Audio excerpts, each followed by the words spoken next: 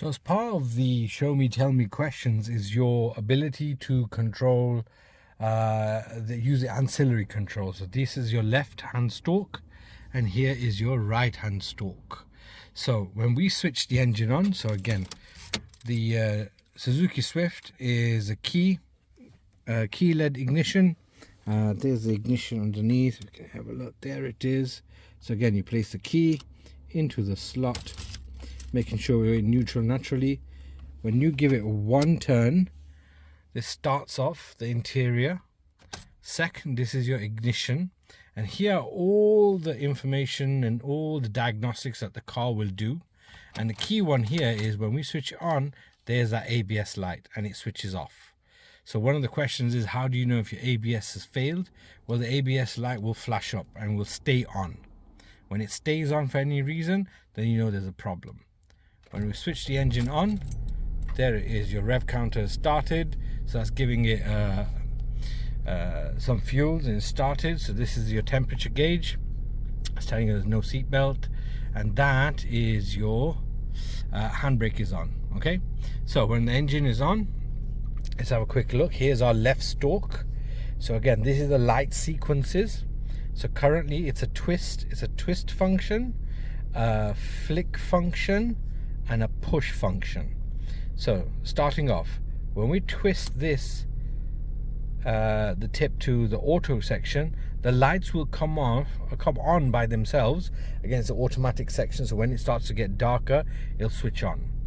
So in our case, we will go one by one. These are your side lights and tail lights. So these are just the small lights at the front and the back. When we turn this on, that you can see the reflection. That's off and then it's on. These are your nighttime dip lights. Nighttime dip lights. When we push this stalk, we will get full beams. And there is the sign for the full beam. That blue one. That is the symbol for full beams, the blue one.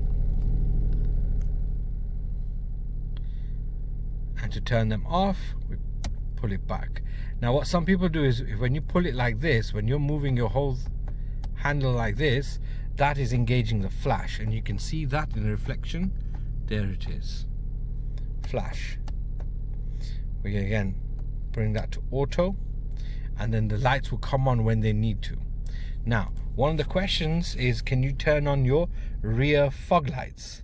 So rear fog lights are engaged by turning this middle ring. Now it will only work if the lights are on.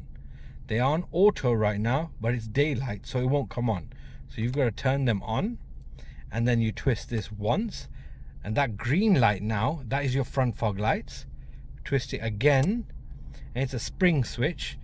That orange light is your rear fog light. The green light is your front fog light. So question is, how would you turn on your rear fog lights? You would turn around and say, yes, it is, switch the light on, and twist this all the way like that in one motion, and there's the orange lights come on. When you want to deselect your rear fog light, twist it again, and then you can deselect your front fog lights and put this back into off mode. Naturally, signaling is up for right and down for left. So once again, auto setting, side lights, tail lights, dip lights, full beams on, full beams off, flash, front fog, rear fog off, front fog off, back to off. Those are your lights for the Suzuki Swift 2018 onwards. So back again in the Suzuki Swift, our Suzuki training car. This is the manual car. So we've had a look at the left controls. These are your right ancillary controls. These control all the wipers. Now it looks complicated, but we'll break it down. Once again, the stick is operated using a flick ability, up and down motion, and a twist motion. So first and foremost, if you grab the gear, the right stick and pull towards you, pull towards you, you get the screen wash. And when you let go, it turns off. And then that will come to an off. Let's say you just want it to just wipe once. Flick it up just once. And that will just turn on the wiper just the one time. If it's consistently raining, these are the settings. That was a miss setting. Currently on off. Then it's intermittent, low and high. Again, these are the speeds. So if I go low, this is the slowest setting. And there's a delay before it kicks in. And there it is. If I click it again, that's faster. And then when I click it one more time, fastest. Yeah? And then we'll switch them back off. When they're dry, they will squeak. Now, the tip, if I twist it down like that, the back wiper gets hanging and cleaned. Fantastic. And it will switch off by itself. When I turn it to the intermittent step, it will turn on at its slowest setting. There it is.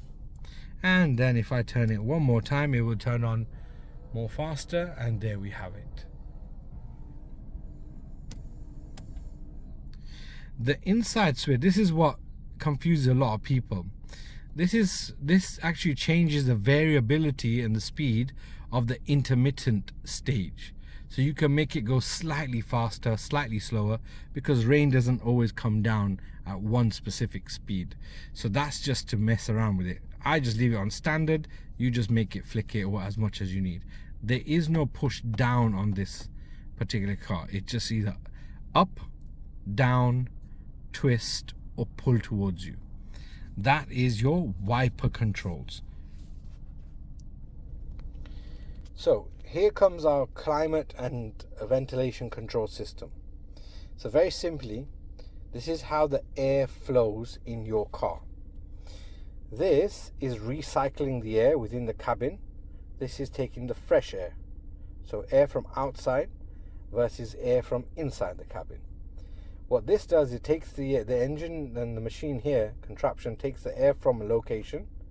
Then it turns it out at whatever speed you want. The faster it is, the more air will come out.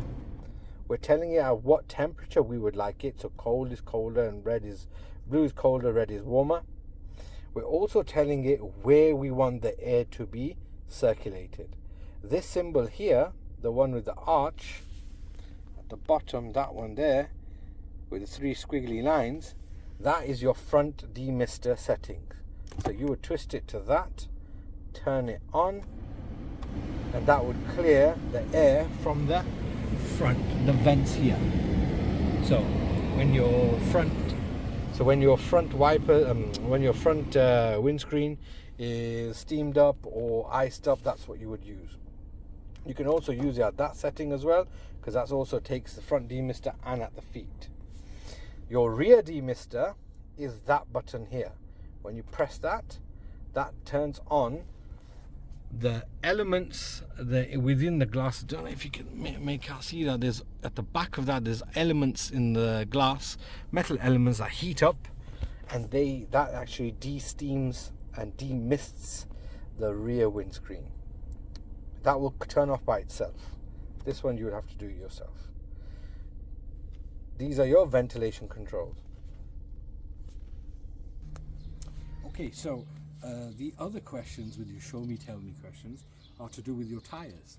So two questions. One is to do with the legal tire tread limit. So what is a tread?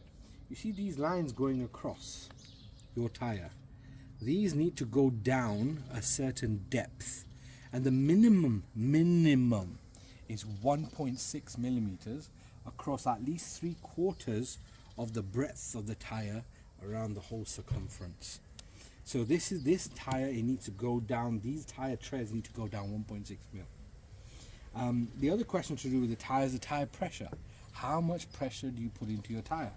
Now, funnily enough, the answer is not to kick it and push it. Yeah, it looks good. But you refer to the car manufacturer's handbook. You take the recommended PSI. That's the measurement of how much pressure you put in. You can have your own tire pressure machine, or you go to a petrol station where they've got one, and you put it in. And the idea being here is, there's your valve. Unscrew your valve